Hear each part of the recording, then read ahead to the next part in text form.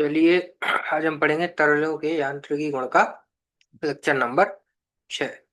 तो आशा है आपने रिवाइज वगैरह ठीक से कर लिया होगा। इन सारी इतनी ने पढ़ाई पढ़ ली होगी। आज हम क्या पढ़ेंगे? आज हम पढ़ेंगे उदाहरण। तो वैसे भी उदाहरण पढ़ने वाले हैं, तो मैं आशा करता हूँ कि आपने रिवीजन तो अच्छे से किया होगा, क्योंकि बिना रिवीजन के आपको ये सब चीजें उदाहरण तो खासकर समझ नहीं आएंगे।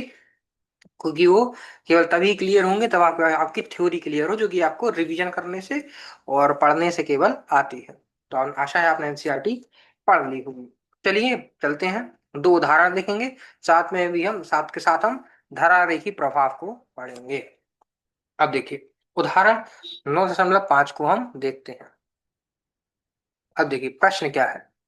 विभिन्न विभिन्न विभिन्न अनुप्रस्थ काट वाली दो पिचकारियों में बिना सुई के पानी भरा हुआ है। इन्हें पानी से भरी रबड़ नाली से कसकर जोड़ दिया गया है।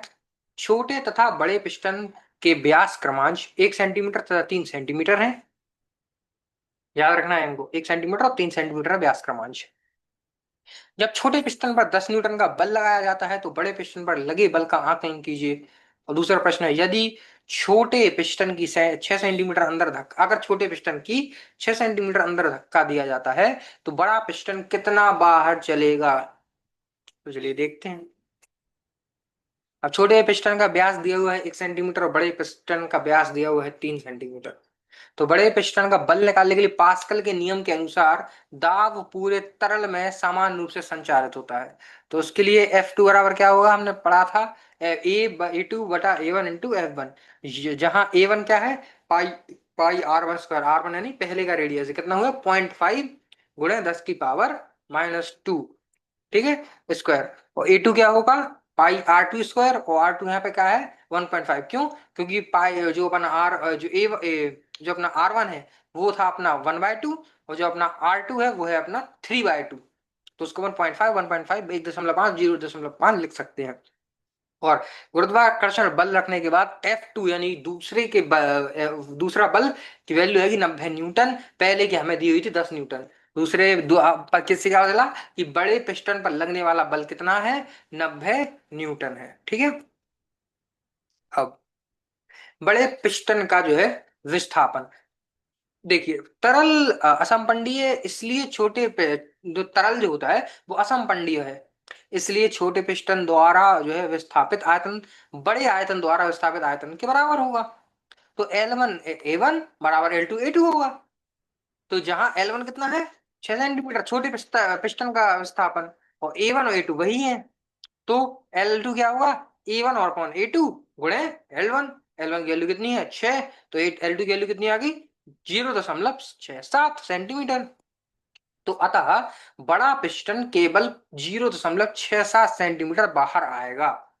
तो इससे निष्कर्ष क्या है? छोटे पिस्टन पर लगाया गया छोटा सा बल जो कि 10 न्यूटन का था, बड़े पिस्टन पर बढ़कर 90 न्यूटन हो गया, लेकिन विस्थापन कम हो गया। छोटे पिस्टन के 6 सेंटीमीटर धकेलने पर बड़ा पिस्टन केवल 0.67 सेंटीमीटर ही बाहर आया। 6 सेंटीमीटर और 0.67 सेंटीमीटर में बहुत फर्क होता है। यही हाइड्रोलिक यंत्रों का सिद्धांत है। छोटे बल से बड़ा बल प्राप्त किया जा सकता है, लेकिन विस्थापन उतना ही कम हो जाएगा। आते हैं अपने अगले उदाहरण पर। तो अगला उदाहरण कहता है कि एक बार जो है उत्थापक के छोटे पिस्टन जिसकी त्रिज्या 5 सेंटीमीटर है पर बल F1 बल संबंधी वायु लगती है। यह दाब 15 सेंटीमीटर त्रिज्या वाले दूसरे पिस्टन पर संचारित होता है, जो कि हमारे चित्र 9.6 में दिखाया गया है। यदि उठाई जाने वाली कार की जो है सहायता जो सैंती 13,150 kg है हो, तो F1 का आकलन कीजिए। इस कार्य को संपन्न करने के लिए आवश्यक दाब क्या है? गुरुत्वाकर्षण दिया है 9.8। देखिए, कार का भार और बड़े पिस्टन पर आवश्यक बल मैं आपको दिखा देता हूँ कार का। हाँ, वो मैंने आपको पिछले लेक्चर में दिखाया था, वहां पर वो कार का डायग्राम अटैच हो गया। आप देखिए, जो कार थी एक साइड पे कुछ नहीं है, एक साइड पे बल लगा रहे हैं, एक साइड पे कार है अपनी, और कुछ नहीं है इस डायग्राम में। अब याद करना, तो कार का भार और बड़े पिस्टन पर आवश्यक बल कितना होगा? तो F2 बराबर mg होगा। गुरुत्वाकर्षण हमको 9.8 दिया है, मास हमको 1350 दिया है। तो क्या आएगा? 1.323 × 10⁻⁴ न्यूटन। अब पास्कल का नियम क्या कहता है? दाब सत्र समान। तो F1/A1 = F2/A2। तो F1 क्या हो जाएगा? A1/A2 × F2। जहाँ ए क्या है? ए है πr²। तो A1 क्या होगा? पाई आर स्क्वायर। पाई r1² क्या है? 5 × 10⁻⁻² की स्क्वायर। नीचे क्या है? पाई r2²। r2 क्या है? 15 × 10⁻²2 का स्क्वायर। तो हो जाएगा, पाई से पाई कट जाएगा और 10⁻⁻² से -2 कट जाएगा, बचेगा 5/15 का स्क्वायर। तो होगा 1/3 का स्क्वायर, तो हो जाएगा 1/9। अब F1 बराबर 1/9 × F2 होता है। तो ये हो जाएगा 1.323 × 10⁻⁴ जिसमें आपको दिखाता हूँ।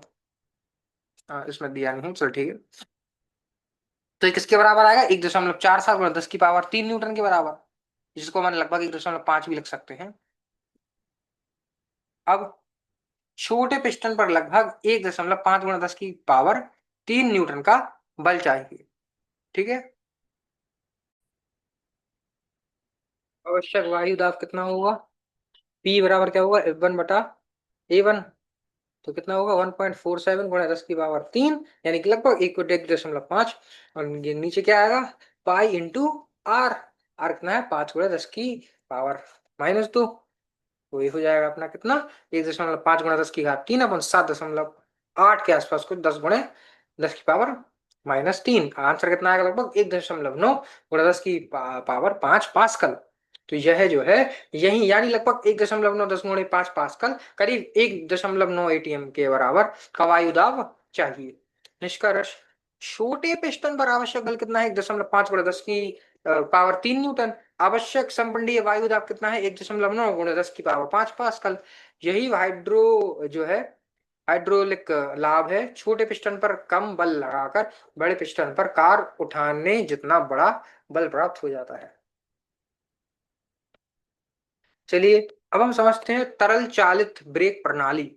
मोटर कारों में लगे ब्रेक भी पास्कल के नियम पर ही आधारित होते हैं। जब हम अपने पैर से ब्रेक पैडल पर थोड़ा सा बल लगाते हैं, यह बल मास्टर बेलन यानी मास्टर सिलेंडर के अंदर पिस्टन को धकेलता है। अब इससे जो है उत्पन्न दाब ब्रेक दाब यानी जो है ब्रेक द्रव यानी जो ब्रेक के अंदर फ्लूइड होता है, तो वो जो ब्रेक द्रव कहते हैं। तो ब्रेक द्रव द्वारा सभी व्हील सिलेंडर यानी जो व्हील सिलेंडर होते हैं तक संचारित होता है। ठीक है। बड़े क्षेत्रफल वाले पिस्टन तक पहुंचने पर यह दाब बल में बदल जाता है और पिस्टन नीचे की ओर धकेलकर ब्रेक शू को फैलाता है। ब्रेक शू फिर ब्रेक ड्रम यानी लाइनिंग को दबाता है और पहियों पर जो है घर्षण यानी बल लगाकर वाहन रुक जाती है। अब देखिए, ब्रेक पैडल पर लगाया गया छोटा सा बल पहियों पर बहुत बड़ा बल बन जाता है। यह बल समान रूप से चारों पहियों तक पहुंचता है।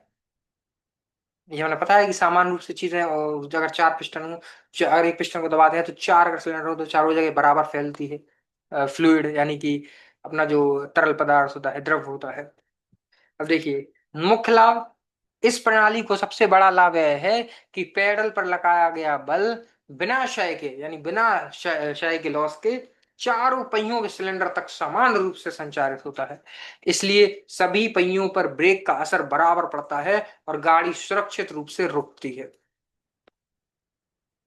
तो निष्कर्ष क्या है? तरल निष्कर्ष का यही जो है चालित ब्रेक पास्कल के नियम का प्रत्यक्ष अनुप्रयोग है। यह हमारी गाड़ियों को सुरक्षित और प्रभावी ढंग से नियंत्रित करने में मदद करता है। चलिए अब आगे देखते हैं। अब तक हमने जो है विराम स्थिति में तरलों का अध्ययन किया था। अब हम अध्ययन करेंगे तरल प्रवाह का, जिसे तरल जो है गतिकी कहते हैं। हम तरल तरल प्रवाह का जो है अध्ययन करेंगे। ठीक है। उदाहरण है, जब हम पानी की जो है टोंटी धीरे धीरे खोलते हैं तो पानी शुरू में जो है वो उम्मीदित गति से बहता है, लेकिन जैसे जैसे पानी की गति बढ़ती है वह अपनी पुरानी धारा को छोड़ देता है और अलग व्यवहार करने लगता है। अब देखिए, तरलों की गति का अध्ययन करें तो जब हम तरलों के प्रभाव का अध्ययन करते हैं तो हमें यह देखना होता है कि किसी विशिष्ट स्थान पर किसी विशेष विशेष क्षण में तरल की विभिन्न कण की किस तरह से चल रहे हैं, मतलब कौन विषय विभिन्न कण किस तरीके से चल रहे हैं। अब अपसारी प्रभाव क्या है? अपसारी प्रभाव, अब तरल का प्रभाव अपसारी कहलाता है जब किसी स्थान से गुजरने वाले तरल के प्रत्येक कण का वेग समय के साथ अपरिवर्तित रहता है। यानी उस स्थान पर समय के किसी भी क्षण में प्रवाह का स्वरूप वही होता है।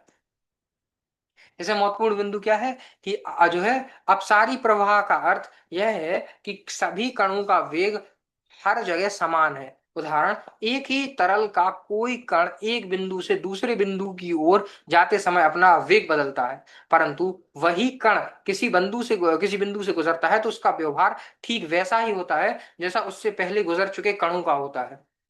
तरल के कणों का रास्ता एक निश्चित रेखा बनाता है जिसे स्ट्रीमलाइन कहते हैं। महत्वपूर्ण तथ्य ये कि स्ट्रीमलाइन एक दूसरे को कभी नहीं काटती। जो भी स्ट्रीमलाइन होती है वो कभी एक दूसरे को नहीं काटती। निष्कर्ष यह है कि अपसारी प्रभाव वह स्थिति है जिसमें तरल का प्रभाव अत्यंत नियमित और व्यवस्थित होता है। यह वास्तविक जीवन में तब दिखता है जब तरल का वेग अपेक्षाकृत कम हो। ठीक है, अब ये देखिए, अब देखते हैं चित्र 9.7।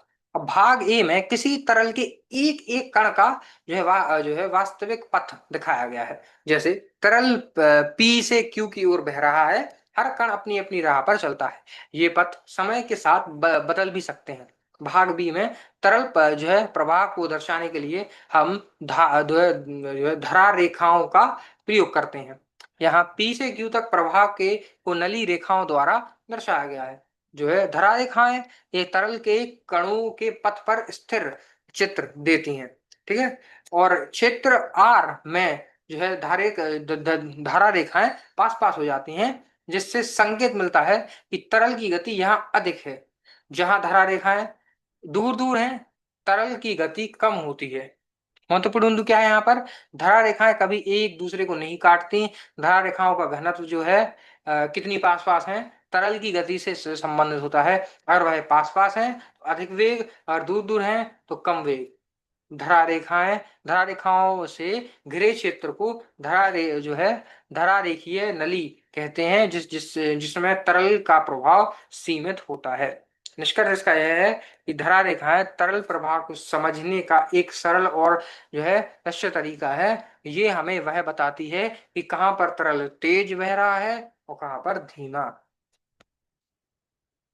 अब देखिए, चलिए चलते हैं अगली पे। अब हम समझते हैं कि धरा रेखा और जो है अपसारी प्रभाव कि किसी तरल में अपसारी प्रभाव में जिस पथ पर जो है कण गमन करता है उसे धरा रेखा कहते हैं। किसी बिंदु पर तरल कण का वेग हमेशा उस धरा रेखा की स्पर्श रेखा के यह अनुदिश होता है। यह धरा रेखा प्रवाह की दिशा को परिभाषित करती है। अब जो हम चित्र दिखा, चित्र 9.7 ए में यह स्पष्ट दिखाया गया है कि किसी तरल का कण का पथ एक जो है वक्र जैसा होता है। यह वक्र हमें यह बताता है कि तरल कण समय के साथ जो है किस प्रकार गति कर रहा है। जब हम P से Q तक का जो है तरल प्रवाह को देखें तो यह स्थिर जो है प्रतिनिधि चित्र जैसा दिखता है। यानी यह हमें दर्शाता है कि तरल धरा रेखाओं में किस प्रकार प्रभावित होती है। चलिए अगली स्लाइड पर चलते हैं। चलिए अब हम समझते हैं कि धरा रेखाएं आपस में कैसे व्यवहार करती हैं और प्रवाह स्थिर क्यों होता है। पहला बिंदु, कोई भी दो धरा रेखाएं कभी एक दूसरे को नहीं काटती। ठीक है, अगर वे एक दूसरे को काटेंगी तो उस बिंदु पर तरल तरल कण के दो अलग अलग वेग होने चाहिए। यह असंभव है क्योंकि एक ही समय पर किसी कण की दिशा केवल एक ही हो सकती है। इसलिए धरा रेखाएं कभी परस्पर जो है प्रतिच्छेद नहीं करती। दूसरा बिंदु, यदि धरा रेखाएं कटती हैं तो तरल प्रवाह स्थिर नहीं रहता। इसलिए जो है अपसारी प्रभाव की एक जो है आवश्यक शर्त है कि प्रवाह का यह मानचित्र समय के साथ स्थिर बना रहे। तीसरा बिंदु, जब हम जो है निकटवर्तीय धरा रेखाएं खींचते हैं तो हमें इस नियम का पालन करना पड़ता है कि वे कभी ना मिले और ना ही कटें। चलिए अब अब हम देखते हैं कि धरा रेखाएं तरल के वेग में से कैसे संबंधित होती हैं। यदि हम प्रत्येक जो है तरल कण की गति का प्रतिनिधित्व धरा रेखा से करना चाहें तो हमें इन रेखाओं के जो है सत्यंत यानी कंटिन्यूटी का ध्यान रखना होगा कि कितनी कॉन्टिन्यूस वे बह रही है, मतलब कैसे बह रही है, यानी रेखाएं आपस में जुड़ी रहें और प्रवाह को निरंतर दर्शाएं। तरल प्रवाह की दिशा में हम लंबवत जो है समतल खंडों पर विचार करते हैं। उदाहरण के लिए चित्र 9.7 बी में तीन बिंदु है पी क्यू आर पर समतल खंड खींचे गए हैं। इन समतल खंडों का चुनाव इस प्रकार किया जाता है कि उनकी सीमाएं धारा रेखाओं के एक ही समूह यानी स्ट्रीम ट्यूब के भीतर हो, यानी जो कण पी से गुजरते हैं वहीं कण आर से और क्यू से भी गुजरें। इसका अर्थ यह है कि पी आर और क्यू से प्रवाहित होने वाले तरल कणों की संख्या समान रहती है। यदि यही कारण है कि हम इन धरा रेखाओं और वेग को आपस में जोड़कर जो है सत्यता का नियम यानी कृष्ण क्वांटिन्यूटी यानी सत्यता का नियम बना सकते हैं। इसका निष्कर्ष यह है कि किसी धारा रेखा नली की जितने जितने कण एक खंड से गुजरते हैं उतने ही दूसरे खंड से भी गुजरते हैं, यानी प्रभाव का तरल कणों की संख्या स्थिर यानी प्रभाव में तरल कणों की संख्या स्थिर रहती है। चलिए अब हम गणितीय रूप से समझते हैं कि सत्यता समीकरण कैसे बनाता है। मान लीजिए कि पी क्यू आर बिंदुओं से होकर गुजर रहा है, मान लीजिए तरल जो अपना है वो पी क्यू आर बिंदुओं से होकर गुजर रहा है। इन बिंदुओं का पर तरल का वेग क्रमांक क्या होगा, वीपी वी आर और वी क्यू है। और इनके अनुप्रस्थ काट का क्षेत्रफल क्रमांक कितना होगा, AP A R A Q. अब छोटे समय अंतराल यानी डेल्टा टी में पी बिंदु से होकर गुजरने वाले तरल का जो है द्रव्यमान कितना होगा, डेल्टा एम पी गुणे रो पी ए रोपी AP into VP into delta T. अब जहां रोपी उस बिंदु का तरल का घनत्व है, इसी प्रकार आर बिंदु से होकर गुजरने वाली तरल का द्रव्यमान होगा डेल्टा एम आर बराबर P R into A R into V R into delta T. अब क्यू बिंदु पर क्या होगा, डेल्टा एम क्यू की वैल्यू क्या होगी, होगी P Q A Q we Q और डेल्टा टी। मुख्य जो है सिद्धांत क्या है, अपसारी प्रभाव में जितना द्रव्यमान पी बिंदु से प्रवेश करता है उतना ही आर और क्यू से बाहर निकलता है, अर्थात delta M P delta M R और डेल्टा एम क्यू बराबर होंगे। निष्कर्ष, तरल का प्रभाव प्रवाह इस नियम का पालन करता है कि किसी धरा रेखीय नली से निकलने वाली द्रव्यमान की दर उसमें प्रवेश करने वाली द्रव्यमान की दर के बराबर होती है। यही आगे चलकर सत्यता समीकरण ए वी जो है वो कांस्टेंट है उसका आधार बनती है। चलिए हम पिछले चरण में देखा कि पी आर और क्यू बिंदुओं का द्रव्यमान प्रवाह क्रमांश डेल्टा एवी और डेल्टा डेल एवी और डेल्टा टी के रूप में व्यक्त होता है, रो एवी और डेल्टा टी। अर्थात रो पी एपी वीपी और delta t, rho r a r v r और डेल्टा टी और rho q A Q we Q और डेल्टा टी तीनों बराबर होंगे। यदि तरल संपीड्य है असंपीड्य है तो P R sorry rho R rho P और रो क्यू बराबर होंगे। इस स्थिति में समीकरण सरल होकर बन जाता है एपी वीबी बराबर ए आर वी आर बराबर ए क्यू वी क्यू, और यही कहलाता है सत्यता समीकरण। सत्यता समीकरण का सार क्या है, जो ए वी है वो स्थिरांक है, मतलब जो मैंने बताया था कांस्टेंट है, ए वी जो है हमारा वो स्थिरांक है। यह दर्शाता है कि आयतन प्रभाव दर हर जगह समान रहती है। भौतिक अर्थ, जहां धरा रेखाएं पास पास होती हैं, जो है संकीर्ण संकीर्ण क्षेत्र होती हैं, वहां वेग बढ़ जाता है। जहां धरा रेखाएं दूर दूर होती हैं, चौड़ा क्षेत्र यानी जहाँ, वहां वेग कम हो जाता है। यही कारण है कि चित्र 9.7 बी में ए आर बड़ा है ए क्यू से, इसलिए वी आर छोटा है वी क्यू से, यानी कि स्पीड जो है वो कम है। इसका मतलब संकीर्ण जो पाइप में तरल तेज बहता है। इसका निष्कर्ष क्या है, सत्यता समीकरण वास्तव में द्रव्यमान जो है संरक्षण का सिद्धांत है। यह बताता है कि पाइप के किसी भी हिस्से के से तरल का आयतन प्रवाह स्थिर रहता है, लेकिन क्षेत्रफल बदलने पर वेग बदल जाता है। अब देखिए, अब हम तरल के प्रवाह के आकार समझेंगे। अब देखिए, सामान्यतः स्थिति में जब तरल का वेग कम होता है तो प्रवाह धारा प्रवाह धारा प्रवाह कहलाती है। लेकिन जब वेग बहुत अधिक बढ़ जाता है तो और एक सीमा से ऊपर चला जाता है तो इसे प्रमुख वेग कहते हैं, और इसके प्रभाव बदलकर जो है प्रशुद्ध प्रशुद्ध प्रवाह हो जाता है। उदाहरण, जब भी कोई जो है तीव्र प्रवाही धारा किसी चट्टान से टकराती है तो हम देखते हैं कि उसमें छोटे छोटे भंवर और फेन बनने लगते हैं, फोम जिसको हम कहते हैं।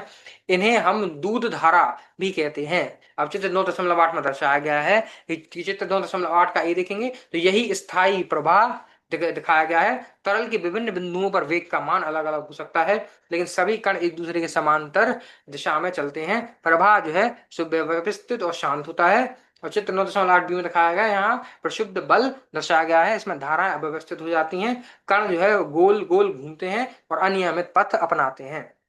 और ये रहा आपका, ये दिखाया आपको कि कैसे, यही हमने ऊपर पढ़ के आपको दिखाया कि पहले में जो है स्तरीय प्रवाह दिखाया गया है और दूसरे में जो है प्रक्षुब्ध प्रवाह दर्शाया गया है। तो इस प्रकार से सीधा बहता है अपना पैसा पर तरल प्रवाह की कुछ धारा रेखाएं आपको दिखाई गई हैं। और आपको समझ में आ गया होगा कि मैं किस प्रकार की बात कर रहा हूँ। जब उल्टी सीधी लाइंस जाती हैं तो उनको उनको कहते हैं प्रक्षुब्ध प्रवाह। और आज हमने पढ़ा उदाहरण 9.5, 9.6 धारा रेखा प्रवाह। अब मिलते हैं अगली क्लास में बर्नौली के सिद्धांत के साथ। तब तक के लिए धन्यवाद।